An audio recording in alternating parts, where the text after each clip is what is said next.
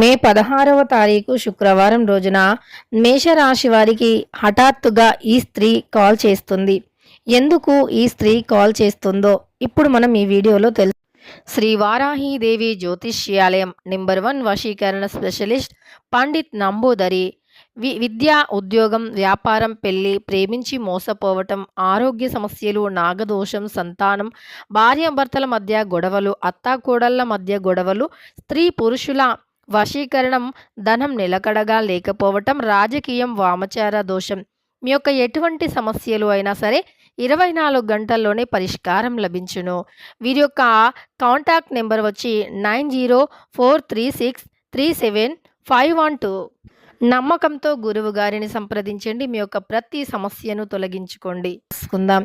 ముఖ్యంగా వీరికి ఏ సమయంలో ఆ స్త్రీ ఫోన్ చేస్తుంది అంటే గనక వీరికి ఖచ్చితంగా కూడా మధ్యాహ్నం 12:30 తర్వాత అంటే 12:30 తర్వాత ఒక స్త్రీ సడన్గా ఫోన్ చేస్తుంది. అలానే వీరికి ఫోన్ చేసి ఏం చెబుతుంది అనేటటువంటి అంశాలను తెలుసుకుందాం.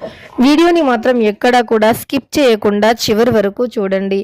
అప్పుడే మేమేం చెబుతున్నామో మీకు పూర్తిగా అర్థమవుతుంది. ఇక వీడియోలోకి వెళితే గనక మేషరాశి అనేది రాశి చక్రంలో మొట్టమొదటి రాశి. అశ్విని నక్షత్రం 1, 2, 3, 4 పాదాలు, భరణి నక్షత్రం 1, 2, 3, 4 పాదాలు, కృత్తికా నక్షత్రం 1వ పాదంలో జన్మించిన వ్యక్తులని మేషరాశి వారిగా పరిగణిస్తూ ఉంటారు. ఈ రాశ్యాధిపతి వచ్చేసి కుజుడు. ఇక మేషరాశిలో జన్మించినటువంటి వ్యక్తుల విషయానికి వస్తే చాలా ధైర్యవంతులు, చాలా అంటే చాలా ధైర్యవంతులు. అలానే వీరి ధైర్య సాహసాలతో ఎన్ని సమస్యలు ఎదురైనా ఖచ్చితంగా వాటిని ధైర్యంగా ఎదుర్కొనేటటువంటి శక్తి సామర్థ్యాన్ని కలిగి ఉంటారు.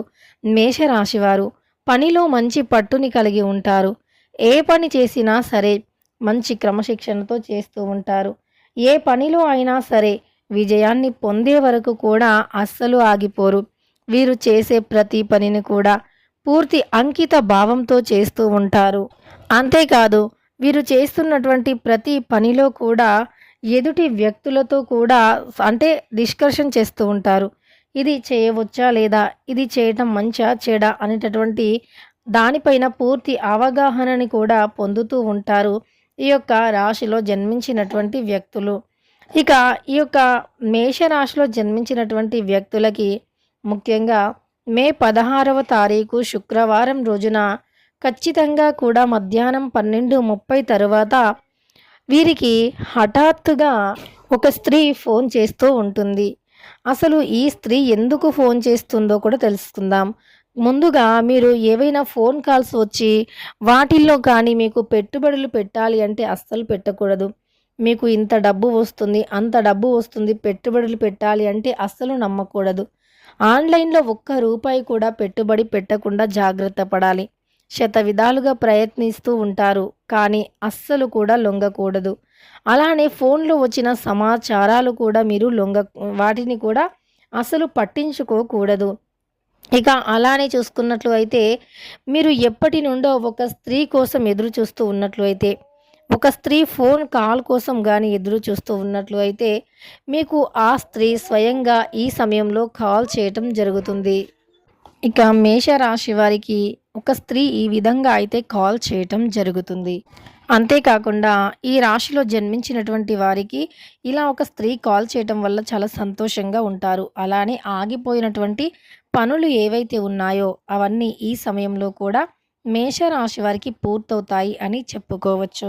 నిలిచిపోయిన ప్రతి పని కూడా ఈ సమయంలో పూర్తవుతుంది. ఇక ఈ రాశిలో జన్మించినటువంటి వ్యక్తుల గోచారం విషయానికి వస్తే చాలా అంటే చాలా మంచిగా ఉంటుంది. గోచార ఫలితాలు కూడా ఈ రాశి వారికి చాలా అద్భుతంగా ఉంటాయని చెప్పుకోవచ్చు.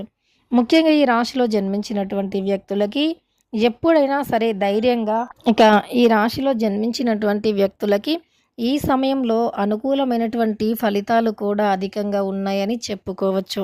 ఇక తెలుసుకున్నారు కదా మేషరాశిలో జన్మించినటువంటి వ్యక్తులకి ఎలా ఉంటుంది, గోచార ఫలితం ఎలా ఉంటుంది అనేటటువంటి అంశాలని.